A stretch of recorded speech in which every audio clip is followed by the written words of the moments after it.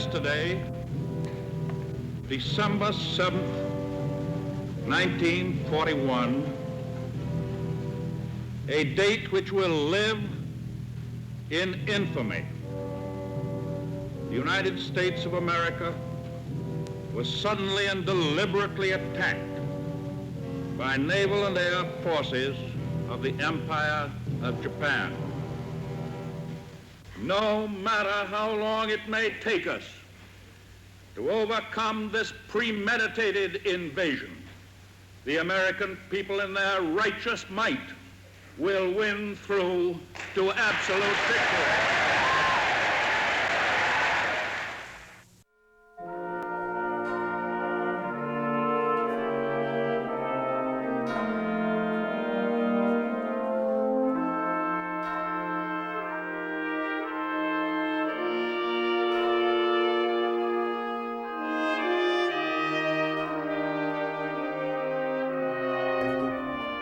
Well, I was at City College in my senior year, and I decided to join the Navy if I could and get into officer training school. And at that time, the Navy had a ship anchored right off 116th Street, and that was used to interview candidates for the V-7 program to become a naval officer.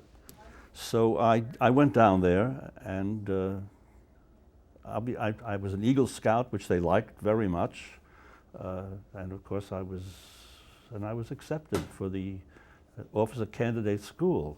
Well, for me, the transition to the Navy was not difficult because I had been a Boy Scout and had worked in the summer Brooklyn's Boy Scout camps summers.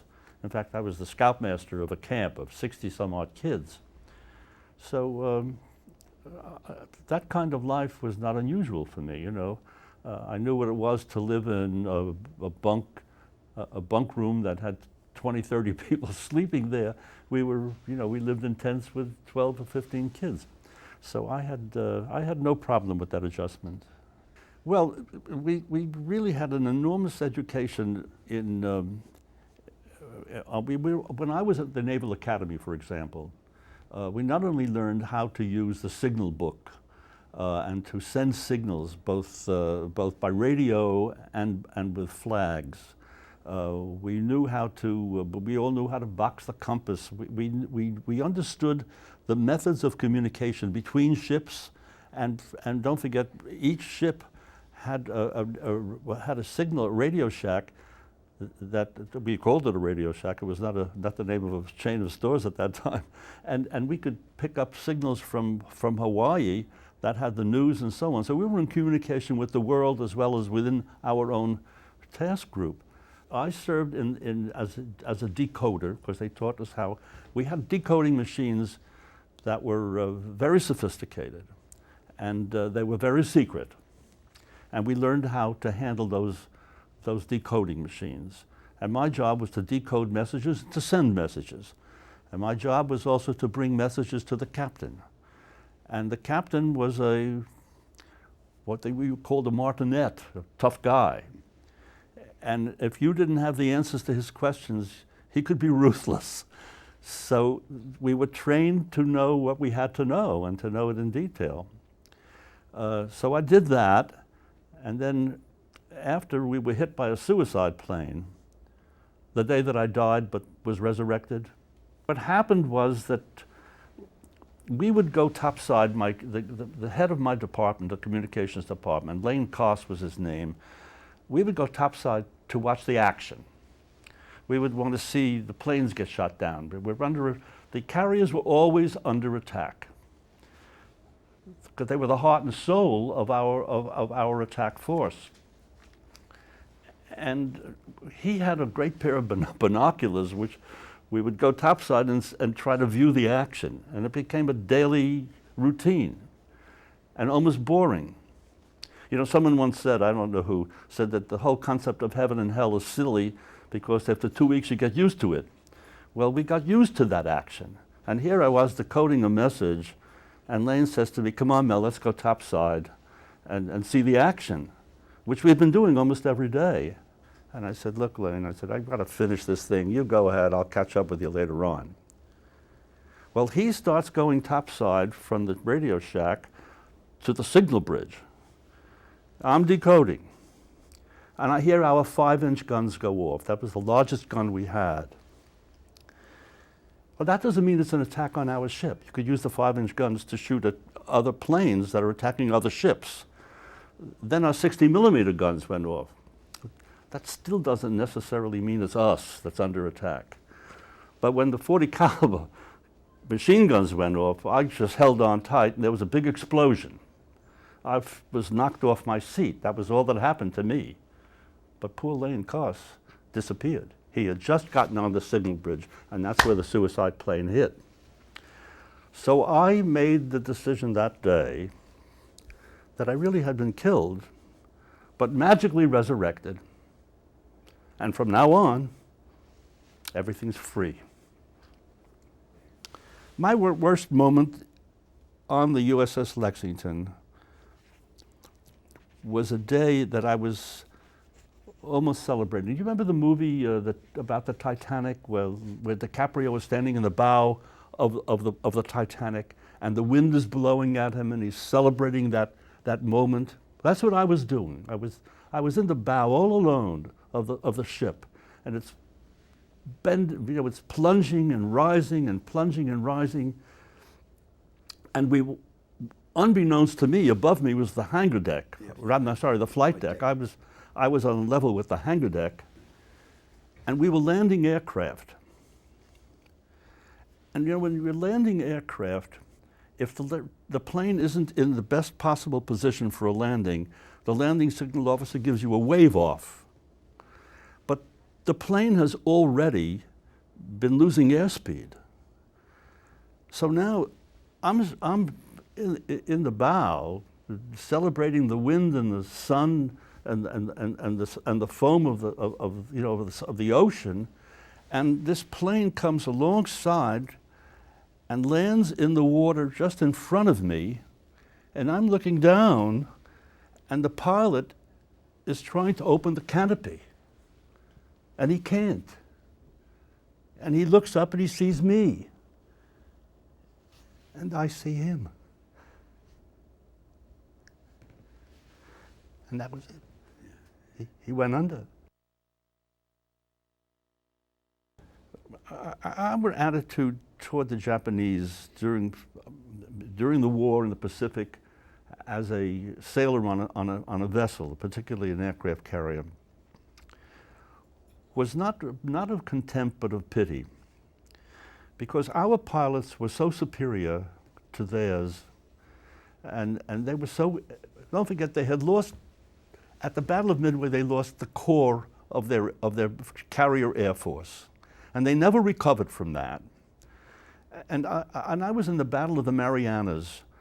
Battle of the Marianas, we were outmaneuvered by the Japanese. They had Tinian, Rota, and Saipan. And Rota had air landing strips, and we were 150 miles away, and they were able to be from 300 miles away or thereabouts to attack our fleet and land in Rota. And we couldn't attack them because they were out of our range. If it had been the other way round, there would have been no ship left in the Japanese Navy that was afloat at that time. Not one plane got through it. We launched aircraft intercepted at 80 miles by radar, picked them up at radar, at 80 miles from the formation. It was called the Marianas Turkey Shoot. One plane got through and dropped a bomb on the South Dakota, a battleship, and it landed on top of a 16-inch turret. And the guys, and then exploded upwards. The guys in the turret with the 16-inch gun didn't even know what had happened. It hadn't affected them at all. That also led to the following day when Admiral Mitcher said, let's find them, and we didn't find them till about 3 o'clock in the afternoon, and launched aircraft. And the question was, could we launch an attack and have the planes return? and they would be returning after dark. Well, the attack was quite successful, and now planes are coming back. And here is the fleet.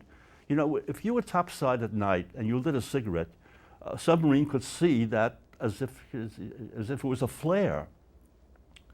And we had to land aircraft after dark. And Mitchell lit up the fleet. And the whole fleet was lit up like daylight. And pilots were coming aboard or landing in the water nearby and being picked up by destroyers. An unbelievable thing to see. I never had any hostility to the Japanese. I told you I had pity for their ineptitude, their relative ineptitude, admiration for the skill of our sailors, pilots. They were heroes to us. When I was a kid, made in Japan meant poor quality. But there was a very brilliant American who was talking quality right after the war, and we really didn't want to listen. Certainly General Motors didn't listen. They would own 54% of the market. They were riding high. Whatever they made got sold, you know, because everybody wanted a car. And this guy was adopted by the Japanese after the war and taught them, I forget his name, but he taught them that the idea that if you make a quality product and you get a loyal customer, that customer is going to spread the word. And they bought it all the way. And then they became who they are. And I had to admire that. They became a very different people than they were, and became, you know, amazingly a democracy from having been an imperial power, you know. Remember, a kid from Brooklyn who grew up in the Depression, and you went to college and studied sand piles, you know. You took a course courses in economics and literature, and you were qualified for nothing. And what kind of a job am I going to have? Where will I find my place in life? How will I make a living? And coming out of the Navy and having everything free because I didn't die that day, I said I can do it. So it gave me a sense of self, gave me a range of experience that we didn't have on 46th Street in Borough Park. You know what's interesting? You asked me about memorable moments. I remember being on my battle station on the bridge. It's 1945, and we're under attack and wearing flash-proof clothing. You wear flash-proof clothing because if there's an explosion, a heat wave from the explosion, if any exposed skin gets shriveled. So we're wearing flash-proof clothing, the ship is under attack, we're shooting at enemy planes, and word comes that the atom bomb has been dropped. Now think about it. What was my reaction? I was overjoyed. I was overjoyed. I was going to live.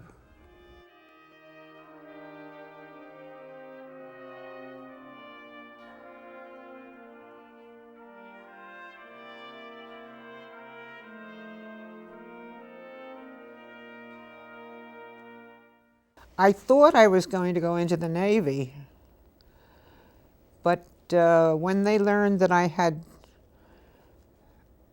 pneumonia a couple of months earlier, they said no. So I walked down the street and found a Coast Guard recruiting station. And that's how I got into the Coast Guard. I went in as a candidate and was sent up to New London, where the Coast Guard Academy is, and became an ensign. You know, they knew that as a female, I wasn't going to be leaving the country, because at that time, the only women who were going abroad were in the Army, WACs. And the rest of us were imprisoned in the United States.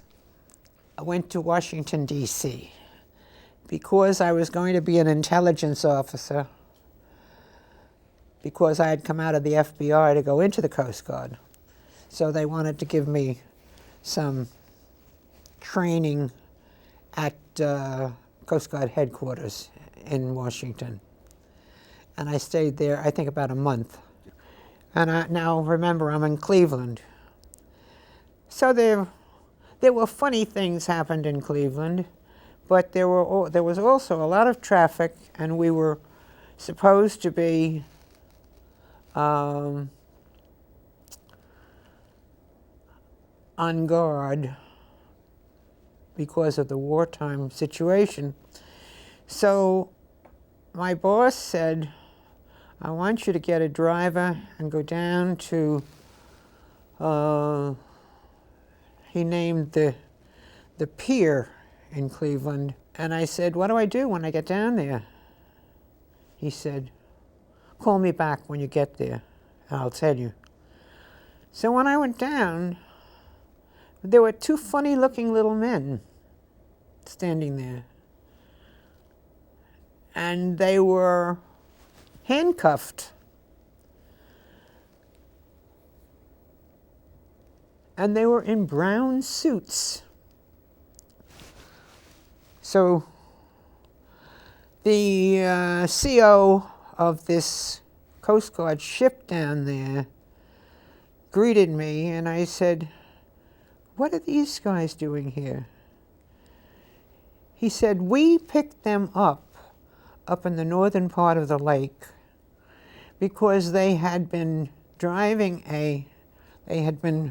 rowing a broken down old canoe, and they were going to drown if we didn't pick them up.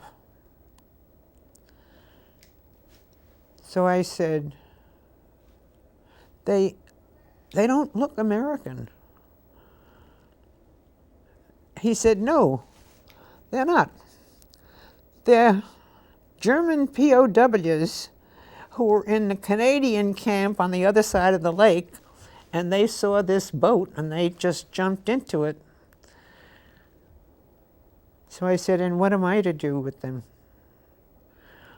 Well, the only thing there is to do with them is to get them into that car you brought down with you and take them to the FBI down on Main Street here in Cleveland. So that's what I did. And I said to them, I figured they knew enough English if they had stayed in a Canadian camp. And I said, why did you do that? And they said to me, because the food is better here. What I enjoyed in the military was meeting new people, going to new places, going to a place like Cleveland, Ohio for my assignment, and surviving it all, ultimately. My most positive is the young women I trained after I got off active duty and stayed in the reserve. And I trained them. I'm sorry, I don't have a picture of that. I have a picture in my kitchen at home. But down near Williamsburg, Virginia, and I trained, I don't know how many groups of young women who were then joining the Coast Guard after the end of the war. I have often wondered why the Japanese bombed Pearl Harbor. Has anybody ever asked them, do they know? I really do wonder why. What did they hope to win? A big country like ours?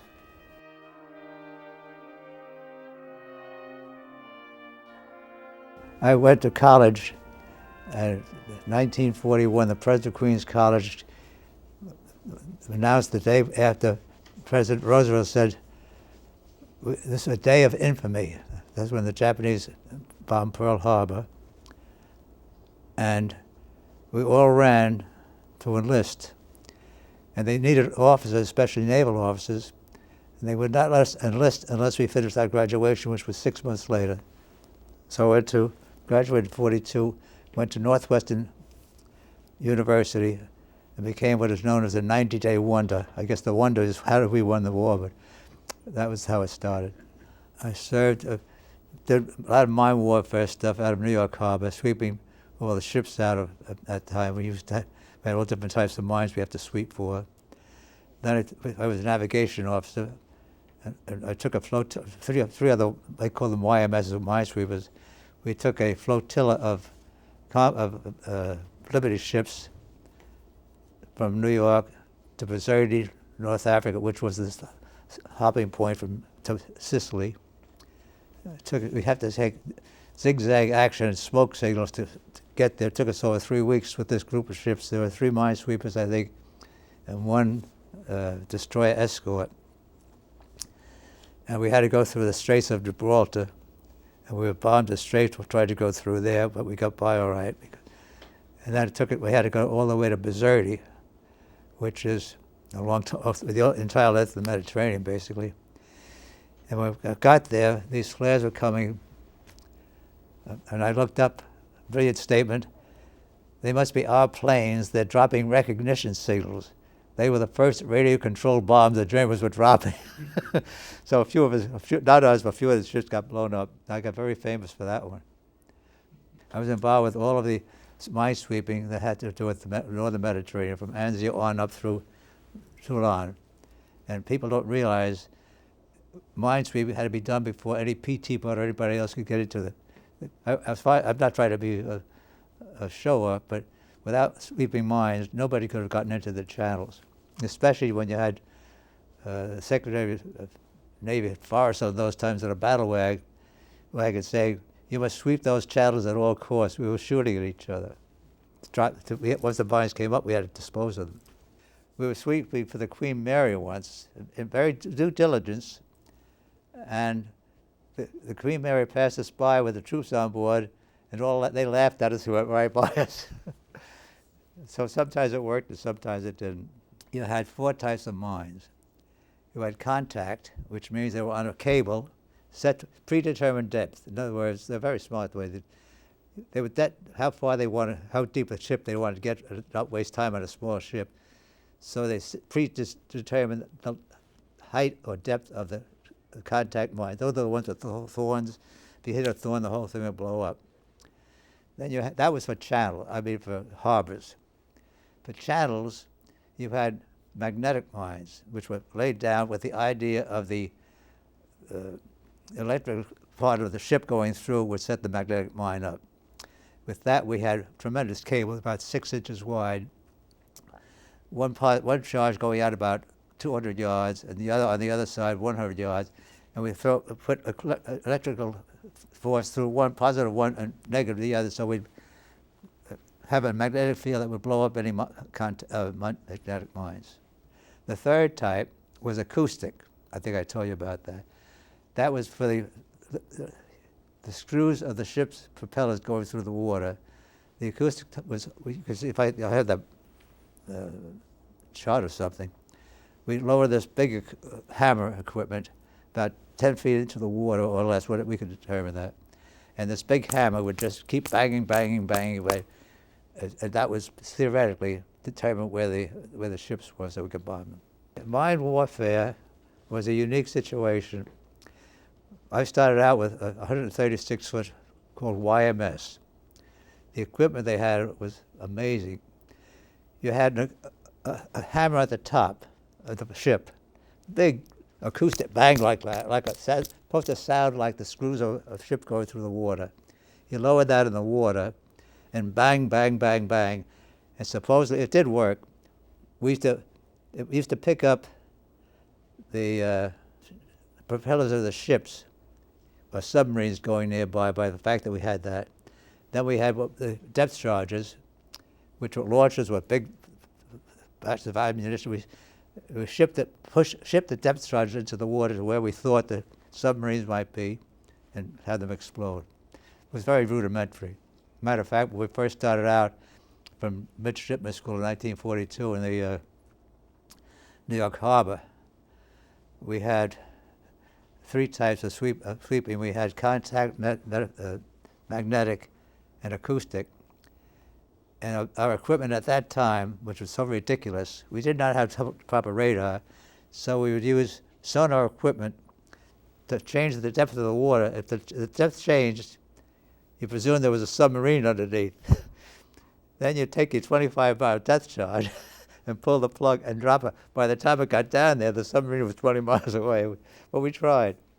Then it became more sophisticated after that. Just the thought about what the Japanese might have done. They were close to invading the West Coast. To think about how close they came and how unprepared we were for something like that. I remember this Kimmel and the other guy very well. You can't fault it, but in retrospect, why weren't we more prepared on Pearl Harbor, especially when there were notices going on? As a matter of fact, December 6th, the day before, which was horribly done, the two ambassadors from Japan were in Washington, D.C., trying to negotiate peace or something, which was a ploy, obviously, because the next day, that's where they bombed Pearl Harbor, and nobody was prepared in a million years. But what I do know is, when it came to America, when the time was ripe, America responded. I'll never be anything but the proudest in the world to be an American and have served in the American military.